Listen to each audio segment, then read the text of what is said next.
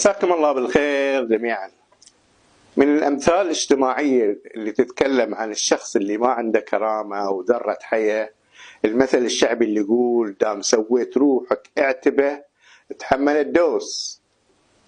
الاعتبه اللي هو عتبة البيت، لأن تدش البيت يسوون اعتبه أو عتبة الدري.